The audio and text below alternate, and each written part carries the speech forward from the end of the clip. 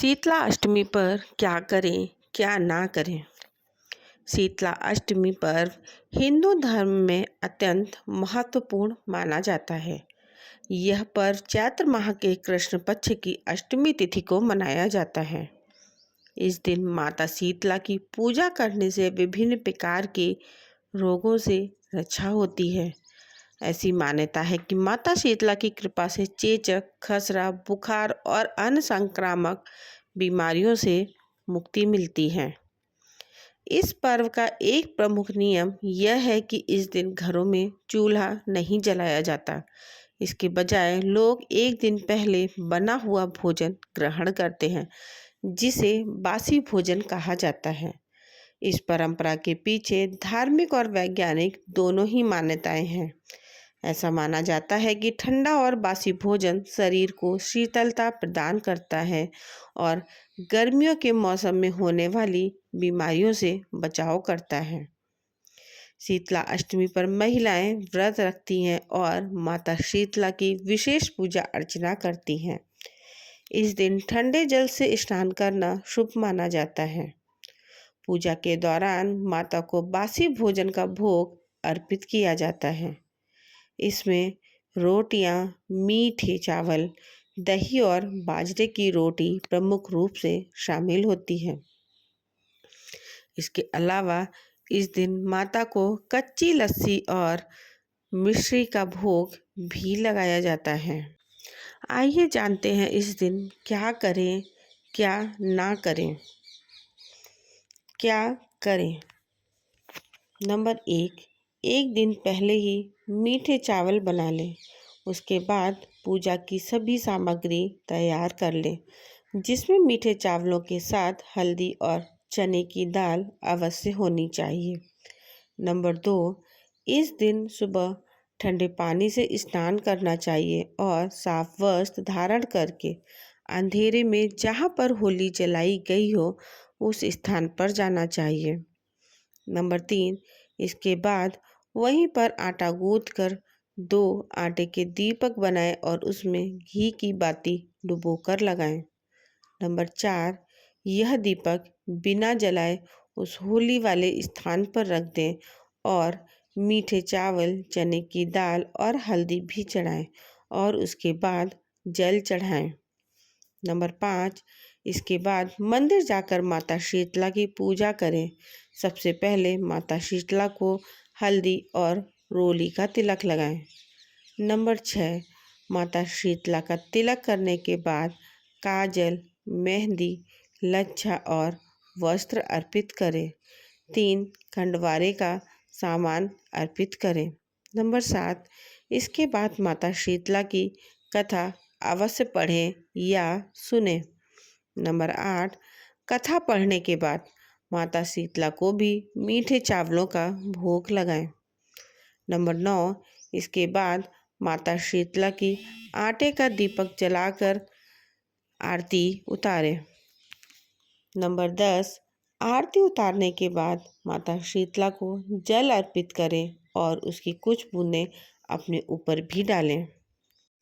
क्या ना करें। इस दिन घर में ताज़ा भोजन नहीं बनाया जाता है। नंबर 2, जिस घर में चेचक से कोई बीमार हो उसे यह व्रत नहीं करना चाहिए। नंबर 3, इस दिन गर्म भोजन नहीं किया जाता है। नंबर 4, सप्तमी और अष्टमी पर सिर नहीं धोते हैं। नंबर 5, इस दिन चक्की या चरखा नहीं चलाते हैं। नंबर 6, इस दिन सिलाई नहीं करते हैं और ना ही सुई में धागा पिरोते हैं। शीतला अष्टमी पर करें ये अचूक उपाय। नंबर 1, बीमारियों से बचने के लिए अगर आपको या घर के किसी सदस्य को बार बार बीमारियां घेर लेती हैं तो इस दिन माता शीतला की पूजा जरूर करें। इस दिन सुबह जल्दी उठकर नहाएं और माता की मूर्ति या तस्वीर को एक साफ चौकी पर रखें। फिर उन्हें कुमकुम, अक्षत, लाल फूल और हल्दी चढ़ाएं। माता को एक दिन पहले बना हुआ हलवा और पूड़ी का भोग लगाएं। मान्यता है कि ऐसा करने से घर में सकारात्मक ऊर्जा बनी रहती है और बीमारियों का असर कम होता है।